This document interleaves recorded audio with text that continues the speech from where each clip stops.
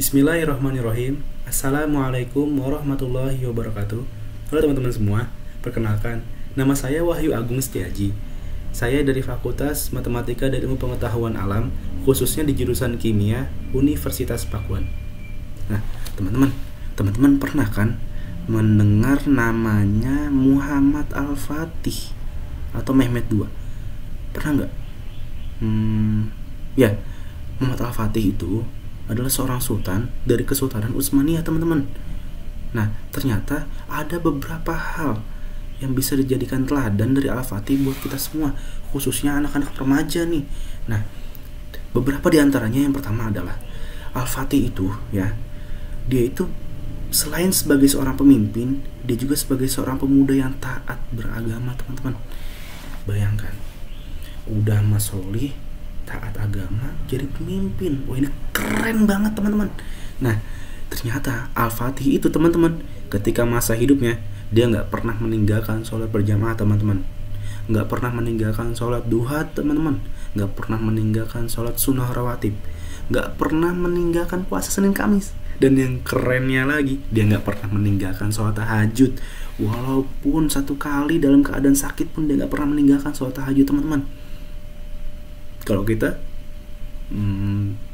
jangankan tahajud ya, mungkin sholat subuh aja masih kesiangan ya kan. Tapi ya gitu dia, makanya dari kisah Al-Fatih kita dapat dan kita harus rajin lagi beribadah, kita harus semangat lagi beribadah. Oke. Nah, selanjutnya Al-Fatih kenapa sih milih jadi orang yang taat? Bisa nggak kalau dia itu jadi nggak taat dalam hidup? Bisa aja. Tapi kenapa dia milih jadi orang yang taat ya? Ternyata kata Al-Fatih, teman-teman, ini alasannya nih. Kata Al-Fatih, seorang pemimpin sejati adalah dia yang dekat dengan Tuhannya. Nah, kalau udah dekat dengan Tuhannya otomatis taat dong. Iya kan dong? Nah, kalau kata Al-Fatih nih, kalau seorang pemimpin nggak dekat dengan Tuhannya, ini malah bahaya, kata Al-Fatih. Malah bisa menimbulkan kehancuran terhadap apapun yang dipimpinnya. Makanya dari penuturan Al-Fatih tersebut kita bisa menyimpulkan bahwa kesuksesan seorang pemimpin itu hanya bisa didasarkan dari ketaatan dia terhadap Rabb-nya atau terhadap Tuhannya. Artinya kalau misalkan seorang pemimpin tapi nggak taat sama Tuhannya, ya nggak akan sukses gitu kan. Nah, itu yang pertama. Yang kedua, Al-Fatih itu, teman-teman, dia itu punya semangat belajar yang tinggi dan juga kecerdasan yang luar biasa, teman-teman. Ini dibuktikan di usia 21 tahun ya. Al-Fatih menurut para sejarawan itu sudah menguasai 6 bahasa. Bayangkan, 21 tahun menguasai 6 bahasa. Ditambah juga menguasai matematika, astronomi, fisika terapan, ilmu strategi perang, dan juga banyak ilmu pengetahuan lain yang dikuasainya dalam waktu semudah itu, teman-teman. Bayangkan, berarti segiat apa belajarnya Al-Fatih, seserius apa dia menekuni semuanya untuk meraih cita-citanya itu. Coba teman-teman, keren banget. Dan juga kecerdasan daripada Al-Fatih ini dibuktikan ketika penaklukan Konstantinopel. Para sejarawan menulis dengan tinta emas bahwa Al-Fatih bisa memindahkan 70 kapal perang. 70 kapal perang, gengs.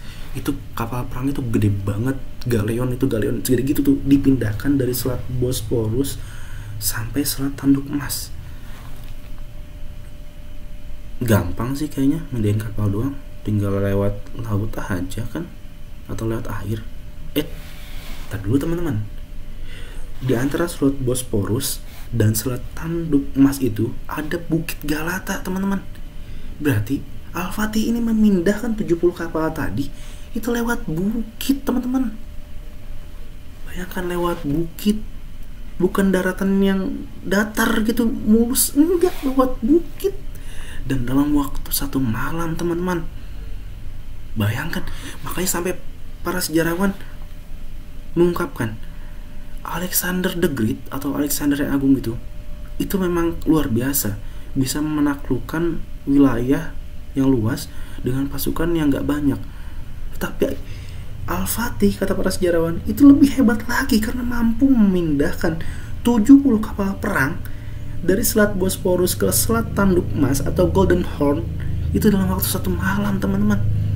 Bayangkan, itu zaman dulu, ya Allah, itu kapal perang naik ke atas bukit. Itu ide gila dari mana? Itu ide, wah, itu bener-bener gak bisa dicerna oleh akal gitu, teman-teman. Itu keren banget, serius keren banget. Makanya sampai sekarang namanya harum, sampai sekarang namanya teringat gitu kan. Muhammad Al-Fatih, Muhammad II gitu. Seorang pemuda yang luar biasa, tekunnya dalam beragama, cerdas, ya kan, giat belajar, dan juga tekad yang kuat gitu, teman-teman. Itu semua bisa menjadi teladan untuk kita semua, teman-teman. Kita memang tidak bisa menjadi Al-Fatih, mirip banget gitu kan kayak Al-Fatih. Kayak tadi aja sholat tahajud ya gitu dah gitu kan. Sholat subuh aja masih kesiangan kan, apalagi sampai nguasain 6 bahasa. Gimana ya, tapi kita harus tetap usaha, teman-teman. Kita harus tetap usaha. Nah, setidaknya ada beberapa hal di antara kebaikan-kebaikan Al-Fatih yang bisa kita usahakan dalam waktu yang dekat ini. Misal sholat tahajudnya kita bisa usahakan, misalkan masang alarm dan yang lainnya. Atau misalkan menguasai beberapa bahasa, kita harus meluangkan waktu ya di tengah kesibukan kita yang ya padat banget ya kayaknya jadwal kita itu. So sibuk sih sebenarnya. Nah, kita harus menyediakan waktu untuk belajar ini ya. Jadi itulah dia beberapa hal yang bisa kita teladani dari Al-Fatih. Kurang lebihnya mohon maaf dari saya. Wassalamualaikum warahmatullahi wabarakatuh. Sampai jumpa di kesempatan yang lain, teman-teman. Dadah.